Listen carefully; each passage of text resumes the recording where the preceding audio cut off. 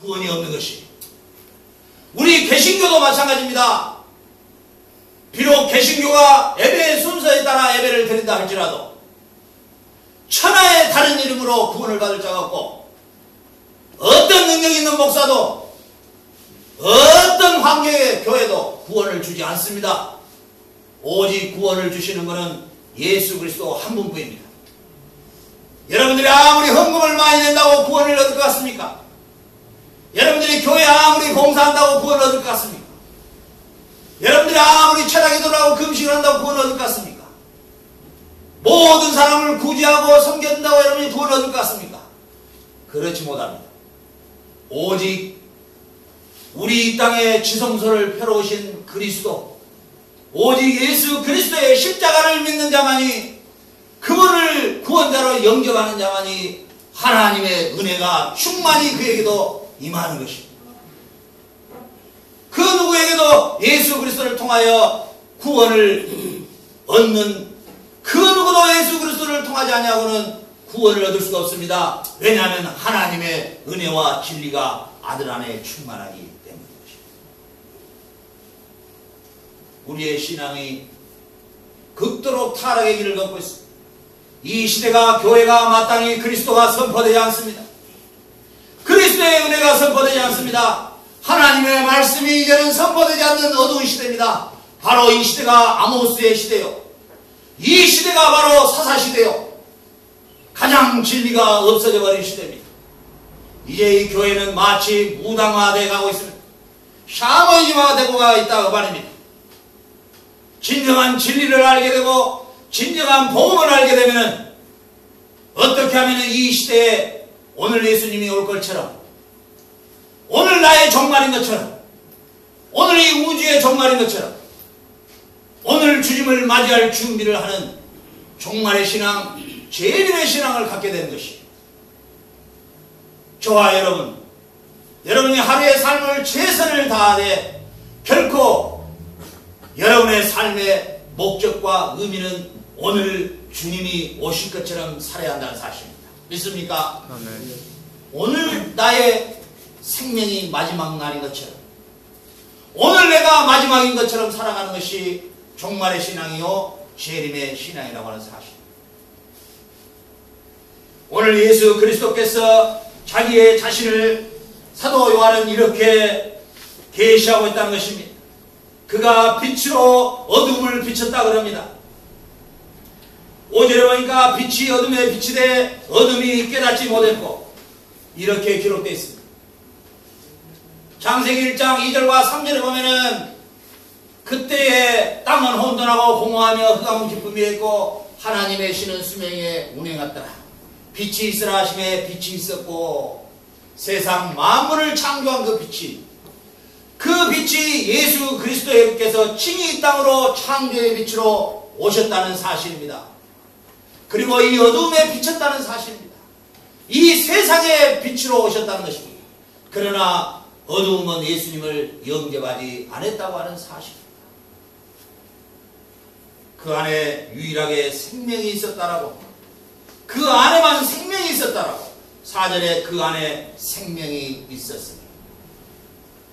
예수 안에서만 오직 생명이 있는 줄 믿으시기를 바랍니다.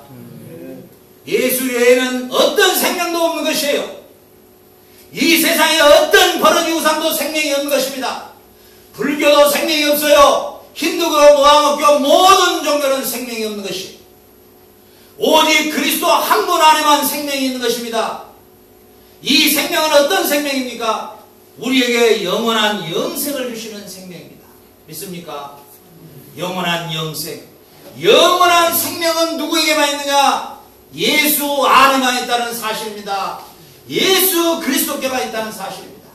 예수로 말미암지 않고는 결코 이 영생을 얻을 길이 없다는 사실입니다. 그 안에만 생명이 있는 것입니다. 세상의 어떤 진리도, 세상의 어떤 철학도, 세상의 어떤 종교에도 생명이 없습니다. 예수 한 분에게만 있는 것입니다. 믿습니까? 목사에게도 생명이 없습니다. 큰 대형교회도 생명이 없는 것이에요. 건물에도 생명이 없는 것이에요. 이 세상에 누구에게도 생명이 없는 것이에요. 오직 생명은 예수 한 분뿐인 것이에요. 여러분도 목사를 좋아하면 안 돼요. 목사는 사람이에요. 마리아에게 생명이 없어요. 그도 사람일 뿐이에요. 신앙생활하면서 목사를 좋아하고 목사가 무슨 신령한 것처럼 다 쓸데없는 것이, 목사는 죄를 더 저지러, 알면서도 더 저지러, 더 쫑생이 같아, 더 띨띨이겨, 더 그릇도 좁아, 보면은 추접스러워. 그런 목사를 뭐 하려고 그렇게 마치 신이 나던 것처럼, 그게 다 우리나라의 샤머니즘에 무당 탕골레 높여지는 것 같이 이상하게 그런 문화가 들어와서 목사가 무슨 신령한 것이 있는 것처럼 없는 거예요. 자기도 신령 안 해. 오직 생명은 예수님 한 분뿐이에요. 아멘. 그러니 목사도 장로도 모두가 다 예수의 중매쟁이에 불과해. 예수를 소개하는 소개꾼이요. 예수가 어떤 분인가를 설명하는 소개꾼이고 중매쟁이지, 자기가 예수의 영광을 취해버리고 성도들이 어렵게 해서 헌금한 돈을 가지고 횡령하고 건물이나 수백억짜리 짓고 1000억이 넘는 교회를 짓고, 그 1000억이 넘는 교회가 생명이 있어요? 건물에 생명이 있어? 그런 돈이면 예수를 증거하는데 얼마나 많은 5대양 6대에 나와서 복음을 증거할 수 있겠냐고. 우리 한국의 이동원 목사님이 평생 선교하시다가 강주의 모 교회를 방문했는데 설교를 하고 나서 그러더랍니다. 아이고, 예배당이 너무 잘 지어졌네요. 저는 선교안이라고 평생에 이런 예배당 한 번도 지어본 적이 없습니다. 그분은 평생에 예? 그분이 비록 신학적으로는 기장축이지만은 얼마나 복음적인 사람인지 몰라. 평생을 선교하다가 그 깡통교회에서 제가 한번 방문했을 때는 겨울에 나무를 떼고 있더라고.